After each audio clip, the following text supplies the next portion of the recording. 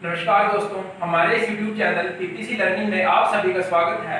आज का हमारा टॉपिक है कॉन्फ्लिक्ट और sources of conflict and levels of conflicts. चलिए शुरू करते हैं।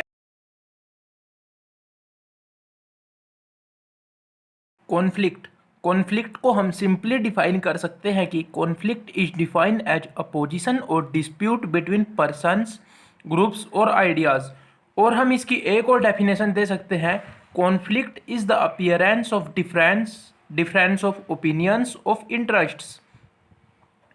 अब हमारा टॉपिक है सोर्सेज काजेज ऑफ कॉन्फ्लिक्ट की कॉन्फ्लिक्ट के स्रोत क्या हैं, जिनको हम डिफाइन कर सकते हैं कि the main causes of conflict in organisations are as follows, जिसमें नंबर 1 है organisational change, number 2 personality conflict, number 3 difference in values, number 4 danger to status and number 5 different perceptions, number 6 lack of trust, number 7 inter departmental disputes. अब disputes का मतलब होता है विवाद, झगड़ा या मतभेद।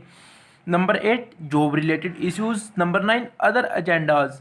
अब हम इन सभी को आगे थोड़ा थोड़ा डिफाइन करके अपने इस topic sources and causes of conflict को भी कवर कर सकते हैं। जैसे ऑर्गेनाइजेशनल चेंज को थोड़ा डिफाइन कर सकते हैं, डेंजर टू स्टेटस को थोड़ा डिफाइन कर सकते हैं, इंटर डिपार्टमेंटल डिस्प्यूट्स की किसी डिपार्टमेंट के अंदर क्या विवाद है, उन सभी के बारे में थोड़ा थोड़ा डिफाइन करके अपने इस टॉपिक को भी हम कवर कर सकते हैं। अब है हमारा topic levels types of conflict, जिनको हम इस ग्राफ के माध्यम से समझ सकते हैं। जिसमें नंबर 1 है इंडिविजुअल लेवल कॉन्फ्लिक्ट, नंबर 2 है group level conflict and number 3 है ऑर्गेनाइजेशनल लेवल कॉन्फ्लिक्ट। अब इंडिविजुअल लेवल कॉन्फ्लिक्ट भी आगे दो पार्ट्स में डिवाइड है, इंट्रा इंडिविजुअल कॉन्फ्लिक्ट और इंटर इंडिविजुअल कॉन्फ्लिक्ट। इसी तरह ग्रुप लेवल कॉन्फ्लिक्ट भी आगे दो पार्ट्स में डिवाइड है, जिसमें है इंट्रा ग्रुप कॉन्फ्लिक्ट और इंटर ग्रुप कॉन्फ्लिक्ट। और इसी तरह से ऑर्गेनाइजेशनल लेवल कॉन्फ्लिक्ट को भी हम दो भागों में बांट सकते हैं, जिनमें फर्स्ट है इंट्रा ऑर्गेनाइजेशनल कॉन्फ्लिक्ट और इंटर ऑर्गेनाइजेशनल कॉन्फ्लिक्ट। अब हम इन सभी के बारे में आगे थोड़ा थोड़ा डिफाइन करके इस टॉपिक को भी कवर कर सकते हैं। है हमारा टॉपिक इंडिविजुअल लेवल कॉन्फ्लिक्ट, जिसको हम डिफाइन करेंगे। There are 2 types of individual level conflicts, जिसमें फर्स्ट है इंट्रा पर्सनल और जिसको हम इंट्रा इंडिविजुअल कॉन्फ्लिक्ट भी बोल सकते हैं। Intrapersonal conflicts are of 3 kinds.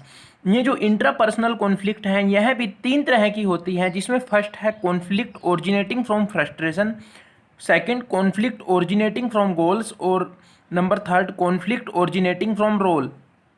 अब है नंबर 2 इंटरपर्सनल और जिसको हम इंटर इंडिविजुअल कॉन्फ्लिक्ट भी बोल सकते हैं। Conflict arises when 2 people of different personality strive to attain privilege like power, status, position, resources, promotion. They might also enter into conflict because of differences in opinions, morals, or attitudes in an organization. Disparity among employees arises due to the following reasons, जिसमें first है personal differences, second information deficiency, number 3 role incompatibility and number 4 environmental stress. अब है हमारा topic group level conflict, जिसको हम define करेंगे। Group is composed of 2 और more people who influences each other.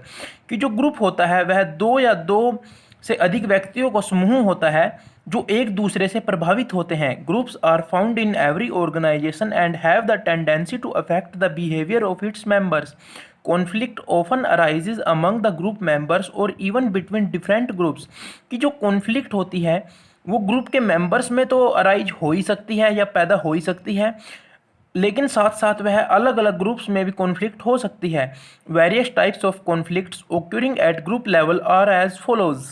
अब है नंबर 1 इंट्रा ग्रुप कॉन्फ्लिक्ट, जिसको हम डिफाइन करेंगे। Following are the 3 situations where intra group conflict might arise. जिसमें फर्स्ट है when group encounters a new problem. जब कोई भी ग्रुप नई प्रॉब्लम के साथ या किसी भी ग्रुप के सामने कोई नई प्रॉब्लम होती है, तब यह कॉन्फ्लिक्ट अराइज होती है। Number 2 when new morals are taken from the society and imposed on the group and number 3 when a group members intra group roles clash with his extra group roles in groups where members are from various socio economic backgrounds having varied religious and political outlooks. Intra group conflict are more prone to arise. और इस तरह से हम inter group conflict को भी define कर सकते हैं। अब है हमारा टॉपिक इंटर ग्रुप कॉन्फ्लिक्ट, जिसको हम डिफाइन करेंगे। This type of conflict emerge due to interaction between 2 और more groups following are the factors that cause inter group conflict, जिसमें फर्स्ट है competition for resources, number 2 task interdependence, and number 3 jurisdiction ambiguity, number 4 struggle for status, number 5 goal incompatibility, number 6 time incompatibility, and number 7 contentious influence tactics. हमारा topic organizational level conflict, जिसको हम define करेंगे। Organisational conflict might arise in different manners, these conflict might persist inside the organisation और between different organisation.